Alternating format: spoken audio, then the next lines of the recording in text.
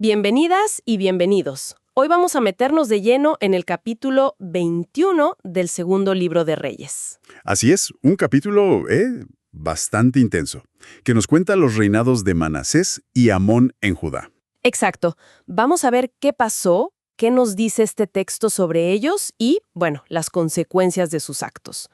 Empecemos, si te parece, con Manasés. Era muy joven, ¿no? Tenía solo 12 años cuando empezó a reinar. Sí, 12 años, y reinó un montón de tiempo, 55 años en Jerusalén. 55 años.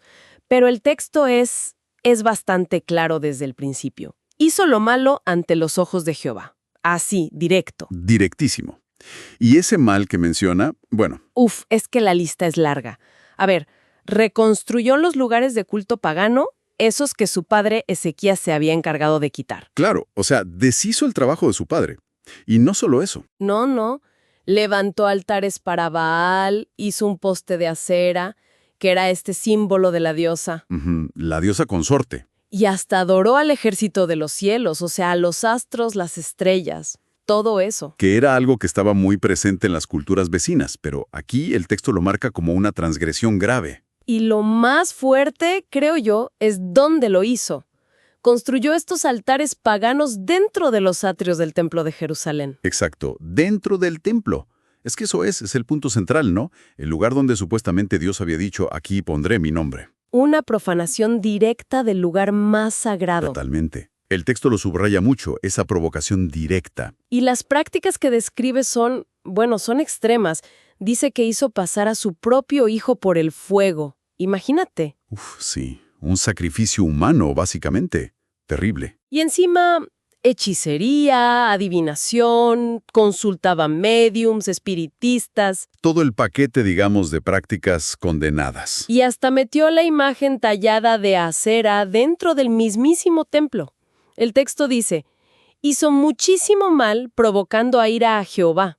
Y bueno, como era de esperarse, según la lógica del texto, esto trae una respuesta. Se habla de una advertencia profética. Muy severa, ¿no? Durísima.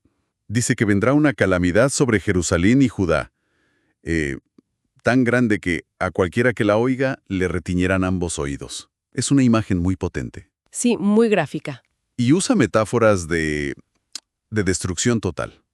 Habla de usar la plomada de la casa de Acab, que ya había sido destruida en el norte. Claro, como diciendo, les va a pasar lo mismo. Exacto. Y la otra imagen es tremenda, limpiar Jerusalén como se limpia un plato que se limpia y se vuelve boca abajo. Wow. Eso sugiere, un abandono total, ¿no? Como que no queda nada. Un juicio implacable, sí, y el texto da la razón. Haber hecho lo malo, haber provocado a Dios. Desde siempre, dice, desde el Éxodo. Tremendo. Y la cosa no para ahí, ¿eh? Porque además de la idolatría, añade que Manasés derramó muchísima sangre inocente. Sí, llenó Jerusalén de violencia, de extremo a extremo. Un reinado largo, pero muy oscuro, según esta fuente. Finalmente, Manasés muere y lo entierran en un lugar particular, el jardín de su palacio, el huerto de Usa. Y le sigue su hijo, Amón. Amón. Su reinado fue cortito. Sí, un suspiro comparado con el padre. 2 años nada más. Empezó a los 22. Pero parece que no aprendió mucho, ¿no? El texto dice que repitió el patrón. Tal cual. Hizo lo malo ante los ojos de Jehová, como había hecho Manasés su padre, siguió sus caminos, mismos ídolos, Y un breve. pero su final es distinto. Sí, muy distinto. No es una muerte natural. Resulta que sus propios oficiales, su gente de confianza, conspiran contra él. Y lo matan. Lo matan en su propio palacio. Un final abrupto y violento. Pero entonces pasa algo interesante. La gente común, el pueblo de la tierra, como lo llama el texto, Ajá. reacciona.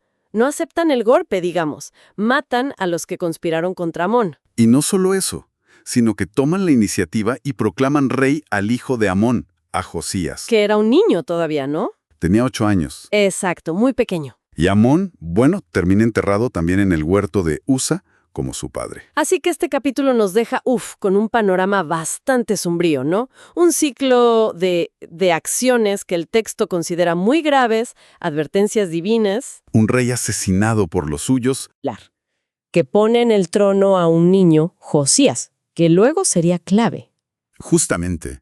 Es interesante cómo cierra el capítulo. Después de tanta oscuridad con Manasés y Amón, aparece esta figura Josías, impulsado por el pueblo de la tierra.